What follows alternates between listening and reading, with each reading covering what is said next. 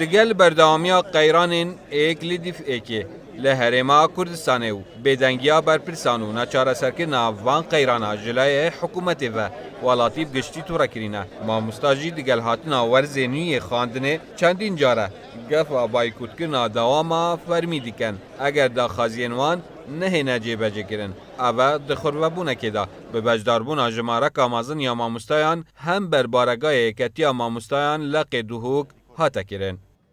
و ما مستای بریارا بایکوت بزحمترین بریارا چکو کش وکی ما خم خور قطابی نینه و ام هندی ام بشین ام بریارا بس گاوا مدید بو منا صرفی وکی نوکش والبشیا چطور بو منا هاتا کرن دی گفت مجبور ده بریارا بایکوت دیم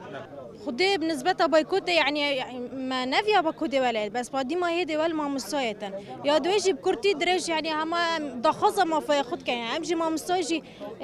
امجي مالن وخدان عيالين يعني مسؤولياتين اف بدنگیش لا حکومت و بردام و بلا حکومت پشت راز بی دوام نهایی تکرن و هک بتکرن جیب دلکی گلکی خاف و گلکی سست و انجام زانست و زانین نابید و هک ما مستای سستی و خافید انجام کار خدا انجام دا پشت راز به پروسس کرسی که خود ترسید برا جامری یا شیوا کاف کرسی که چلوی کرد نمی کشامت گلوه کرسی که اوه یا واجی هر اف کشه بو کشا کرسی که بو جلای خوب برپرسی اکتیا ماموستایان دبیجید که او دی بردوام فشار سر حکومت کن بو جبهه کرنا داخازین ماموستایان و لهمان دم وک اکتیا ماموستایان دگل بایکوتا دوام فرمینینن قال بايكوتين شو بايكوت حل نبو ما مصاي بايكوت شو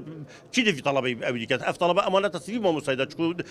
طلبه يعني طلب ما مصاختي بيتا ما مصا بو في طلبه يا وجا از چوب چما دوامه نکه از 250 گرم از 150 دم ابرکه از چوب یعنی چوب بایکوت حل نینه حل برای ولایت مال خو پول دم از مصرف نکن همین ظالم لان سیاسی نه اربیل جدا دایا همین سیاسی لان سیاسی معارض سیدا بس یتقدان نه دوی خربابون دا ماموستاین خربابوی دو جارا دلگرانیا خود دیار کرد یا ایکه هم بر هلویست حکومت بو کشه وان و یا دویجی هم بر هلویست ایکتیا ماموستایان یه نرم و ماموستاین خربابوی جیده بیجن ایکتیا ماموستاین دوهو که نوینریامه ناکتن بیارامدی با دینان سات دوهوک